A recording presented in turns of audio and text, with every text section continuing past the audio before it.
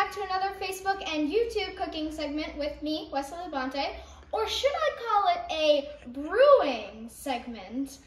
That's right, today we are going to be making beer. Now, you might be wondering, Wes, why are you making beer? You're an 11-year-old who likes to cook. This sounds really out of place. And I understand where you're coming from. But I have quite a few family members who like beer. And also, I like science and I like cooking. Put all those things together, what do you get? You get beer, my friend. So, right now, we have already added about 5 gallons of water to this giant kettle. You can obviously just use a stock pot if you have it, or anything that can hold at least 8 gallons could work. And I have added 13 pounds of grains. So about 10 pounds of Maris Otter grain, about 1 pound of special roast, 1 pound of crystal malt, 1 pound of chocolate malt, 1 ounce of chocolate malt, and I think one other thing, but I forgot, and I'll put that in the description. And I have brought this up to temperature, and the correct temperature for this style of beer, which is called an American Amber Ale, for the first infusion boil, you want the water to come up to temperature to about 152 degrees before you add in your malts and your grains, and then you want to keep it at that target temperature for about an hour. Once that happens, you should have a nice wort. So I know that doesn't sound very appealing, but wort is just the sugary, grainy, malty, bready solution that you have before you ferment it into beer. And so basically that's what I have right now.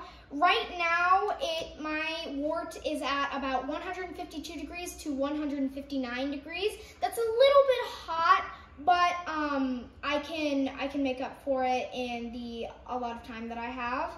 So if you come over here, so here we have the beautiful wort.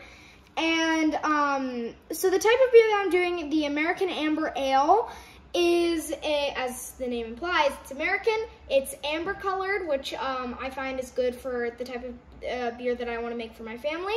And it is an ale, so it only takes about 2 weeks to ferment. And also, everything that I'm using right now does not have to be sanitized after you boil. So after you take the grains out, after you do all that jazz, after you boil, then you have to be really sanitized, because if any microbials or any microbes get into your wort before it's fermented, it could outcompete the yeast that we're gonna add, and it could skunk your beer. So over here, I have all of my equipment. Most of it is sanitized, and my fermenter still has to be sanitized, but all of this is held in the this sanitizing solution, and I'm just gonna keep it in here until I'm ready to use it. I have this sanitizer from a kit that I got a while back ago, and you just add 4 liters of water and then half the packet to this, and then you just put all your stuff in there, and then once you're ready to use it, you don't dry it, because the paper towels could have microbes on it, and that could ruin everything. So right now I'm gonna check the temperature. And check the temperature.